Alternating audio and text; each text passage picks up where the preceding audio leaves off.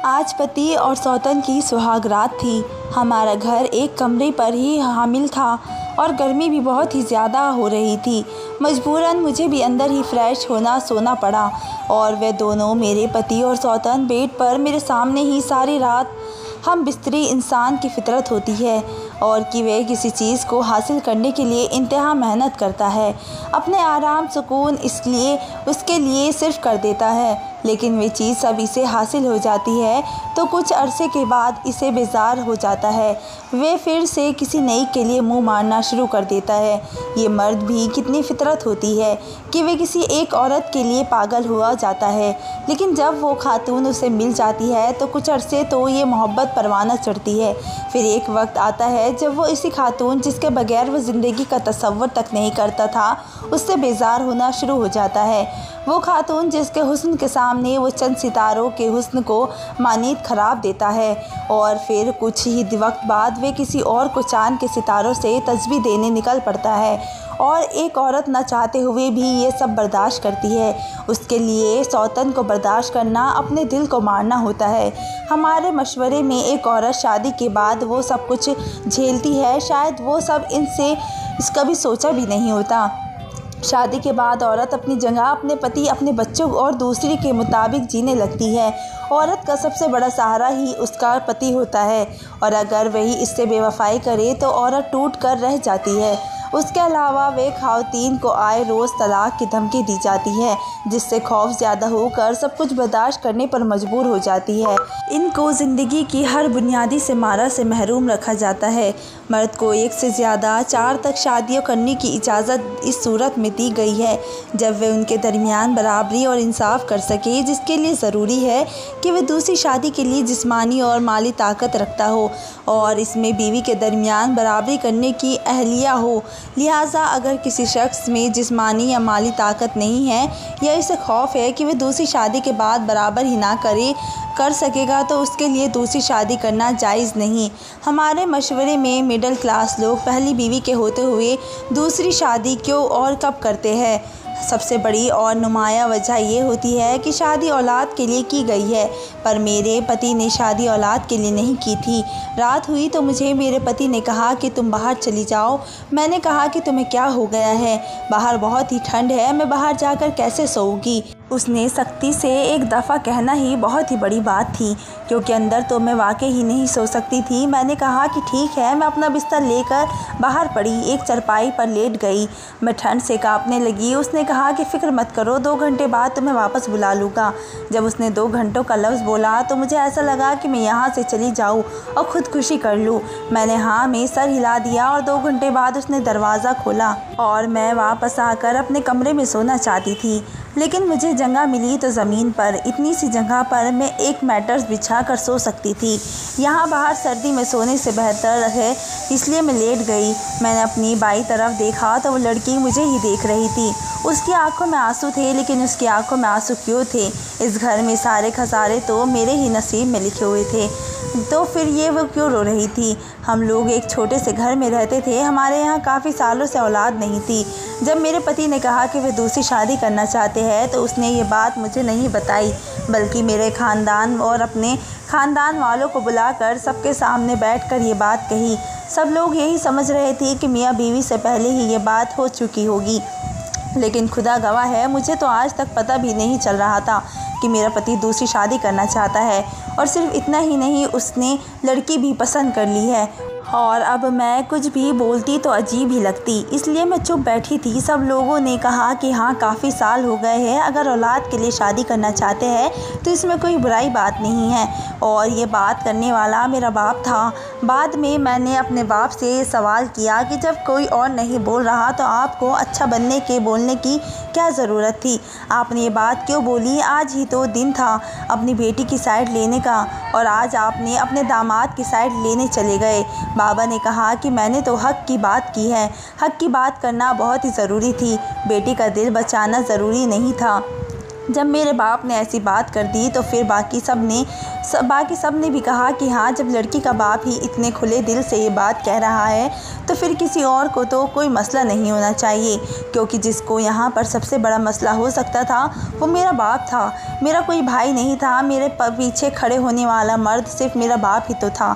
इसी ने जब ये कह कर दिया कि हाँ, कोई मसला नहीं है तो मेरा पति शादी कर सकता है, क्योंकि औलाद भी तो ज़रूरी है, तो फिर पीछे रहेगा क्या। मेरे शौहर को खुली आज़ादी मिल गई। उसके बाद वो एक लड़की के बारे में बताने लगा। सबने कहा कि हाँ, लड़की भी अच्छी है, जवान है, दोनों एक दूसरे के साथ बहनों की तरह रहेगी।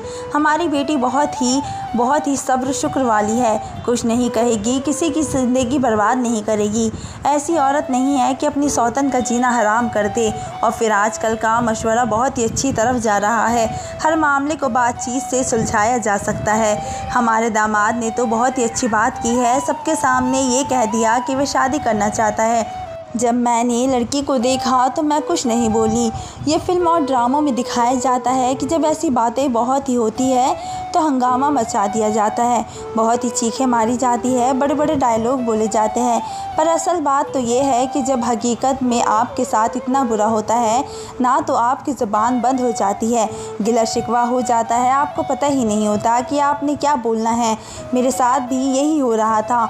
मेरे पति ने दुनिया वालों के सामने तो कह दिया था कि औलाद के लिए शादी कर रहा है, लेकिन वो अच्छी तरह जानता था कि मैं बांझ नहीं हूँ।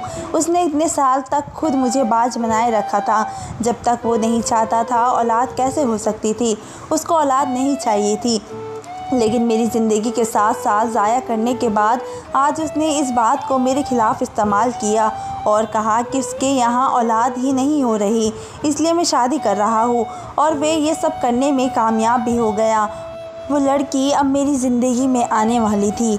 उन लोगों ने मस्जिद में जाकर निकाह करना था। मेरे पति ने कहा कि तुम भी साथ चलो, तो मैंने उसे कहा कि मुझे साथ नहीं जाना। मेरा इतना कहना ही काफ़ी था। और तो कहने लगा ठीक है, फिर वापसी पर हमारा इस्तकबाल करने के लिए तैयार रहना। उसका मतलब था कि खाना तैयार करके रखना और कमरे को साफ़ कर देना। और मैंने यही किया। मैंने वाकई अपनी सौतन और अपने पति का इंतज़ार किया। उनके कमरे को साफ़ किया, नई चादर बिछाई, कमरे में थोड़ा सा परफ्यूम छिड़क दिया जिससे कि खुशबू अच्छी आए। और खाने में मैंने बिरयानी खुद बनाई थी और मैं उनके इंतज़ार भी कर रही थी। वो लोग रात को आए। जब मैंने उस लड़की को देखा तो वो मेरी तरफ एक नज़र देखकर नज़र झुकाकर सीधे कमरे में चली गई। मुझे मेरे पति ने कहा कि तुमने सलाम दुआ ही नहीं की। मैंने कहा कि सारी ज़िंदगी पड़ी है, कर लूँगी सलाम दुआ। पति कहने लगा हाँ, अच्छी बात है, थोड़ी देर के बाद खाना हमारे कमरे में ही ले आना, अभी हम थोड़ा आराम कर ले, उसके बाद खाना खा लेंगे और आज रात तुम बाहर ही सोना। और फिर यही हुआ। उन लोगों ने खाना खाया, अपनी ज़िंदगी की शुरुआत की। मैं पहले बाहर सो रही थी, सर्दी से काँप रही थी और फिर अब अंदर इस मैटर्स पर लेटी थी। उस लड़की की आंखों से आंसू टपक रहे थे और वो आंसू मेरी हथेली पर गिरे रहे थे। मैं उसके आंसू को देखकर यह सोच रही थी कि ये क्यों रो रही है, उसको तो खुश होना चाहिए। ये तो मेरी ज़िंदगी की कहानी को खुद रोना चाहे। ये तो मेरी ज़िंदगी मजबूत किरदार थी और सारे खसारे तो मेरे नसीब में लिख दिए थे।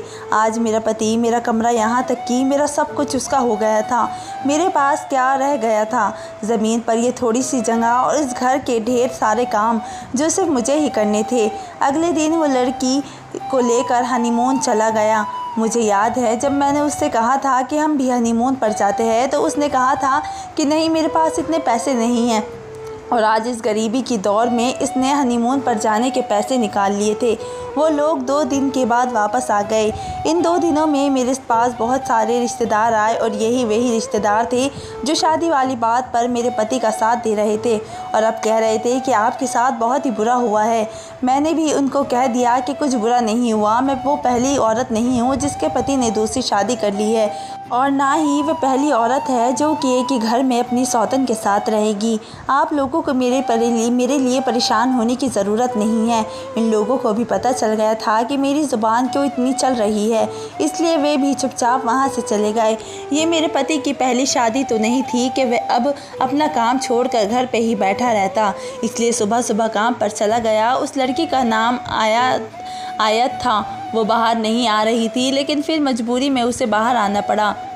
क्योंकि पूरा दिन वो एक कमरे में नहीं गुजार सकती थी। मैंने कहा कि नाश्ता बना दो तुम्हारे लिए, तो उसने कहा कि मैं खुद बना दूँगी। और मैंने कहा कि मैं बना देती हूँ, आज तुम्हारा शादी के बाद पहला दिन है। मैं नाश्ता बनाकर उसके सामने बैठ गई। वह नाश्ता सर झुकाकर खाने लगी। उसने थोड़ा सा ही खाया और कहने लगी बस और नहीं खा सकती। मैंने कहा कि क्यों, इतने से ही पेट भर गया तुम्हारा पेट तो कभी नहीं भरता, मेरे पति के खा के भी नहीं भरेगा। अब लोगों को ये लग रहा होगा कि ये बात एक सौतन ने अपनी सौतन से की थी, इस औरत ने की थी जिसके पति एक दूसरे औरत ने लूट लिया था। लेकिन ऐसी बात नहीं थी, क्योंकि ये बात एक दोस्त ने दूसरी दोस्त को कही थी, ऐसी दोस्त को जो कि उसके लिए अपनी जान दे सकती थी। लेकिन आज एक दोस्त ने उसका सुहाग छीन लिया था। भाई कहते थे ना कि तुम अकरम को तो फिर से ये सब करने का ख्याल है, तुम्हें कैसे आ गया। सच कहते हैं, जिस पर सबसे ज़्यादा भरोसा होता है वही भरोसा तोड़ता है। सारी दुनिया के बारे में मैं ये सोच सकती थी कि वे मुझसे मेरे पति को छीन सकता है, लेकिन मैं तुम्हारे बारे में ऐसा नहीं सोचती थी कि तुम मेरे पति को छीनोगी। और मैंने अकरम को तुम्हारे घर तुमसे कहा था कि घर में कोई नहीं है, अम्मी बीमार है, अम्मी को हॉस्पिटल लेकर जाना है, अकरम भाई को भेज दो। इस दिन तुम्हारी माँ भी माँ की तरह फिर तुम्हें बुखार चढ़ा था। बताओ, अब तो बुखार उतर गया होगा, फिक्र नहीं करो, आहिस्ता आहिस्ता उतरेगा बुखार, बिल्कुल ठीक हो जाओगी। मैंने ये अल्फाज क्या बोले, वो रोती हुई वहाँ से चली गई। थोड़ी देर बाद उसकी उल्टियाँ करने की आवाज़ आने लगती थी, और जिस बात की शिद्दत की वजह से वो इतना घबरा गई थी कि जो इसने खाया था वो बाहर आ गया। ऐसा होता है जब इंसान बहुत ज़्यादा जज्बाती हो जाता है तो उसे उल्टी आ ही जाती है। और मैं आयत को जानती थी कि वो बहुत ही जज्बाती है। शाम हुई तो मेरे पति घर आ गए, तो उसने ये बात मेरे पति को नहीं बताई कि मैंने उसे ये कहा है। वे भी खामोश थी और मैं भी। फिर कुछ दिन इसी तरह से गुजर गए। वो मेरे सामने नहीं आती थी, कमरे से तब निकलती थी जब मेरा पति आ जाता था, क्योंकि जब वो मेरे सामने आती थी तो उसे डर लगता था कि मैं उसे कोई ना कोई बात कह दूँगी। और क्यों ना कहती, मैं कोई बात में हक़ पर थी। वो मेरी बहुत ही अच्छी दोस्त थी, मैं हमेशा उसका नाम अकरम की तारीफ़ें करती थी, जबकि अकरम ने शादी के तीसरे दिन ही मुझ पर हाथ उठाया था। लेकिन हम मुशरिक ही औरतें हैं ना, हम ये बात किसी को नहीं बताते, और हमारा पति कमरे में चाहे शैतान की तरह हमारे साथ क्यों ना पेश आए, लेकिन दुनिया वालों को और अपने माँ बाप के सामने हमको ने इसको फ़रिश्ता बनाना होता है। चाहे वह हमें ये पैसे की चीज़ ला कर दे या लेकर दे, हम खुद ही अपने पैसों से चीज़ें खरीद लेंगे, पर लोगों को कहते हैं कि हाँ मेरे पति ने ख़रीद कर दी है। अपने पति को इस हद तक अच्छा बना देते हैं कि अगर कल को हम कहीं कि इसने हमारे साथ बुरा किया है तो ज़माने वाले कहते हैं कि नहीं तुम्हारी गलती होगी, क्योंकि वह तो बहुत ही अच्छा है। अभी आयत भी शायद यही समझती है कि अकरम इस दुनिया का सबसे अच्छा पति है, इसलिए उसने मेरे पति से शादी करने के बारे में सोचा। क्योंकि जिस जगह आयत की पहली शादी हुई थी उसने वहाँ पर 2 महीने गुजारे थे, और अब इसे दोबारा से कोई भी कुंवारा लड़का मिलने वाला नहीं था, इसलिए इसने मेरे पति पर दौड़े डाले। इसलिए ये आसान शिकार लगा होगा, वो तो पहले से ही तैयार बैठा था। एक दिन इसी तरह बातों ही बातों में मेरी आयत से बहस हो गई। वो कहने लगी कि दे दी थी ना औलाद फिर अकरम को, तो नहीं आता वो मेरे झांसे में। मैंने कहा कि क्या औलाद तुम्हें ये लगता है कि मैं बांझ हूँ? मैं बिल्कुल ठीक हूँ। औलाद तुम्हारे अकरम की वजह से नहीं हुई है, इसे औलाद से नफ़रत है, तुम्हारे यहाँ भी कभी नहीं होगी औलाद, क्योंकि इसे बच्चे पसंद नहीं हैं। जब मैंने ये बात की तो आयत हैरान रह गई। रोज़ रात को मैं बाहर सोती। अब तो यही इंतज़ार कर रही थी कि जल्दी से सर्दियाँ ख़त्म हो जाए, क्योंकि मुझसे ये सर्दी बर्दाश्त नहीं होती थी। 2-3 घंटे के बाद वे मुझे वापस बुला लेता, कहता कि अंदर आकर सो जाओ। जब से आयत आई थी मेरे पति ने मेरी तरफ नहीं देखा था, और खुदा गवाह है कि मुझे इस बात से भी फ़िक्र भी नहीं थी कि मैं तो खुश थी, मेरी तबीयत बिल्कुल ठीक हो गई थी। अब मैं खुद ही बाज़ार चली जाती, अपने माँ बाप के घर चली जाती, घर के काम भी करती। उसके बाद पूरा दिन आराम करती, रात को 2-4 घंटे सर्दी में गुजारती थी, पर उसके बाद सुकून से सो जाती। और आयत वो तो सारी रात रोती रहती। अब तो उससे ना उठा जाता, ना बैठा जाता, ना चला जाता। उसके हाथों पाँव की जान नहीं थी।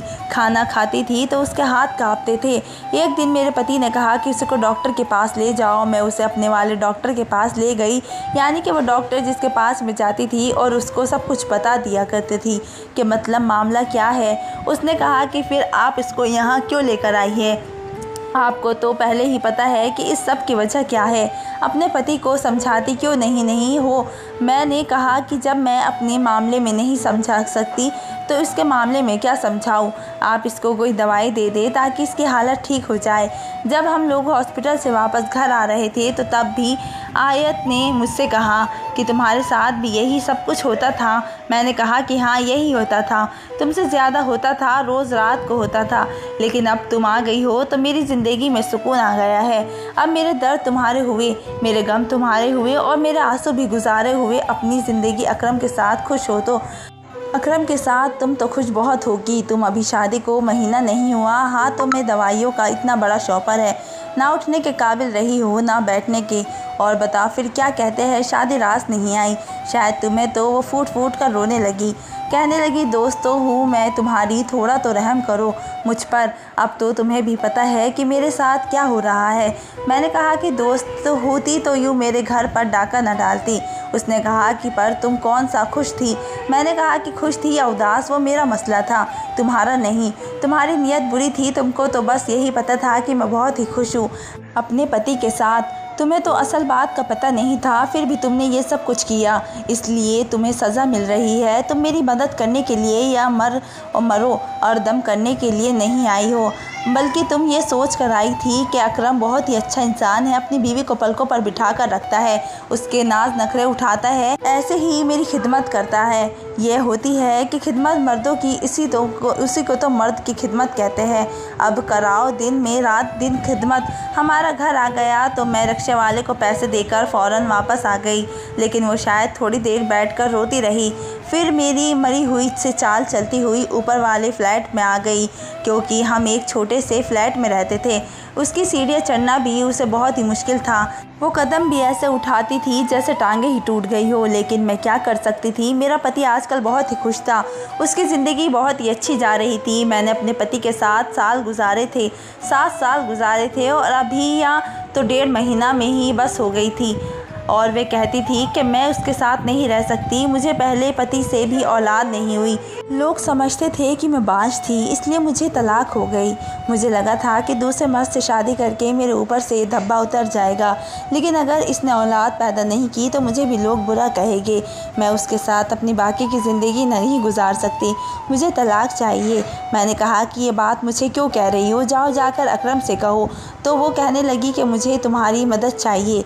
मैंने कहा कि मैं तुम्हारी मदद नहीं करूँगी, तुम यहाँ रहो या वहाँ से जाओ, मुझे इस बात की कोई परवाह नहीं है। शादी के बाद मैं सिर्फ आयत के घर ही जाया करती थी, क्योंकि आयत मेरी अम्मी के घर के सामने ही रहती थी और मैं अपने पति की तारीफ़ें किया करती थी। इतनी तारीफ़ें करती थी कि एक दिन उसने मजाक में कह दिया कि तुम्हारे पति का कोई भाई नहीं है। मैंने कहा कि अगर होता तो तुम्हें ज़रूर बताती, लेकिन वो सब कुछ झूठ था।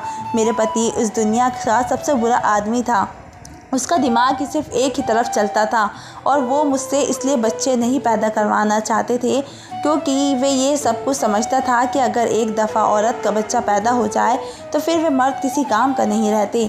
यही उसकी घटिया सोच थी जिसकी वजह से उसने मुझसे 7 साल तक बच्चा पैदा नहीं करवाया। और जब मुझसे उसका दिल थोड़ा सा भी भर गया तो वो दूसरी औरत को ले आया और अब वो यही सब कुछ करता आया है, आयत के साथ भी कर रहा है, जो पहले मेरे साथ हो चुका था।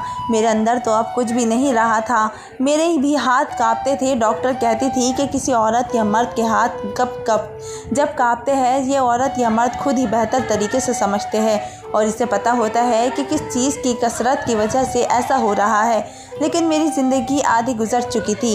वो यहाँ पर मेरी तरह 7-8 साल गुजारना नहीं चाहती थी, यहाँ से भाग जाना चाहती थी। अभी से ही तलाक की बातें कर रही थी। अब तो उसकी मेरे पति से साथ लड़ाई होना शुरू हो गई थी और उसने जब आयत से लड़ाई की तो आयत को कमरे से बाहर निकाल दिया और मुझे कमरे में बुला लिया। अब तो उसके पास 2 ऑप्शन थे। अब फिर से मेरी तबीयत बहुत ही ख़राब रहने लगी, जो कि अभी बड़ी मुश्किल से ठीक हुई थी। हम दोनों की हालत बहुत ही बुरी थी और हम दोनों ही जानते थे कि हम दोनों के साथ जो होता है वो आगे भी होने वाला था। एक दिन आयत मेरे पास आई और मुझसे कहने लगी कि तुम्हें मेरी दोस्ती का वास्ता है, मेरी गलती को माफ़ कर दो। मैंने तुम्हारे घर पे हमला नहीं किया, तुम्हारा घर तो बसने के काबिल पहले ही नहीं था। क्या तुम उसको बसा हुआ घर कहती थी? मेरी मदद करो, कुछ तो करो। उसने मेरे हाथ रखा और मेरी आंखों में भी आंसू आ गए। वो कहने लगी कि मुझे पता था तुम भी तकलीफ़ में थी और अभी भी तकलीफ़ में हो और हमारी ज़िंदगी ऐसी ही तरह से गुज़र रहेगी। खुदा के लिए अगर तुम मेरा साथ दोगी तो सब कुछ ठीक हो जाएगा। मैंने उससे कहा कि मैं तुम्हारा साथ नहीं दूंगी। 2 हफ्ते इसी तरह से गुजर गए और एक दिन मेरे पति ने कहा कि चलो आज बिल्डिंग की छत पर जाकर बैठते हैं। यहाँ पर फ्लैट सिस्टम था, लेकिन बिल्डिंग की छत सबकी एक ही जैसी थी। लोग वहाँ पर जाकर बैठ सकते थे। हमारा फ्लैट करीब था, इसलिए हमारे लिए आना जाना आसान था, वरना नीचे से कोई ऊपर आते हुए तो 100 दफ़ा सोचता था। मैंने चाय बनाई, हम तीनों ही ऊपर जाकर बैठ गए। थोड़ी देर के बाद इधर उधर फिरने लगे, चक्कर लगाने लगे और 2 घंटे के बाद हम लोग एम्बुलेंस में बैठे थे। मेरे पति का पाँव फिसल गया था और वो बिल्डिंग की छत से नीचे गिर गया था और अब इस दुनिया में नहीं था। मौके पर ही दुनिया को छोड़ चला गया था। सब लोग हमारे साथ खड़े हमें तसल्लियाँ दे रहे थे कि हमारे साथ बहुत ही बुरा हुआ है। हम लोग दूर रहे थे, फिर भी टीवी पर यह खबर चली गई थी। एक शख्स बिल्डिंग की छत से पाँव फिसलने की वजह से गिर गया है और फिर से 2 औरतें को छोड़ कर आया है। वो दोनों औरतें उसको बेवा है। सब लोगों के लिए ये खबर थोड़ी अजीब थी कि एक पति की 2 बीवियाँ थी और वे बेचारी बेवा हो गई है। ये फ्लैट मेरे पति ने ही ख़रीदा था, जो अब हम दोनों के नाम था, और पता चला कि उसकी बैंक में भी काफ़ी सारे पैसे थे। हम लोगों ने फ्लैट बेच दिया और हम दोनों यहाँ से कहीं दूर चले गए। कुछ दिन के बाद पता चला कि आयत माँ बनने वाली है। उसने कहा कि वो इस बच्चे को पैदा करना चाहती है। शायद मेरे पति ने हमेशा जिस बात का ख्याल रखा वो इस बात की तरफ से थोड़ा सा लापरवाह हो गया था। आज हमारा एक बेटा है जिसे हम एक बहुत ही अच्छे मर्द बनाना चाहते हैं और अपनी ज़िंदगी को अच्छे तरीके से गुजार रहे हैं। हमारी ज़िंदगी बहुत ही अच्छी है और हमारी दोस्ती भी। मिसाल शादीशुदा जोड़े में बेवफाई कहा जाता है कि मर्द और घोड़े कभी बूढ़े नहीं होते। देखा जाए तो इस बात में काफ़ी हद तक हकीकत है। एक मर्द पर ज़माने की मुश्किलात असरअंदाज होकर इसे इस तरह से कमज़ोर नहीं करती जैसा एक औरत को करती है। शादी के बाद की जिम्मेदारियों पर कम और घर संभालने की जिम्मेदारी औरत पर ज़्यादा होती है। मर्द की जिम्मेदारियों में से इसी तरह से इजाफा नहीं होता जैसे ये खातून की जिम्मेदारी बढ़ती है। पहले घर और अफराद खाना की जिम्मेदारियाँ बच्चे को हो जाने के बाद उनकी देखभाल और तालीम और तरबियत सब खातून खाना की जिम्मेदारी होती है। शादीशुदा जोड़े में बेवफाई अक्सर शादी के चंद साल गुजर जाने के बाद होती है। 40-45 की उम्र को पहुंचने तक औरत की जिम्मेदारी 2 गुना हो चुकी होती है, जबकि मर्द किसी हद तक सेटल हो चुका होता है। इस पर काम और जिम्मेदारी का बोझ इतना नहीं होता जितना उसके शरीक याद पर होता है। बीवी 10 से 15 साल में अपनी उम्र से बड़ी हो जाती है, जबकि मर्द फिर से जवान होना शुरू होता है। बीवी उम्र में बढ़ने के साथ अपने बच्चों और सामाजिक मामलात में मसरूफ़ होती चली जाती है। कुछ टीवी शोज़ और मोबाइल फ़ोन पर पूरी कर देता है। अक्सर यह अपने पति के साथ इसी तरह के जज्बाती या रूमानी ताल्लुकात कायम नहीं रख पाती जैसा पति बहुत ही चाहते करते हैं, और नतीजा ये निकलता है कि मर्द दूसरी ख़वातीन की तरफ राग़बता हो जाता है। शादी के बाद अपने शारीक हयात से किसी को भी मज़े और माश में इंतहा नापसंदीदा माना जाता है।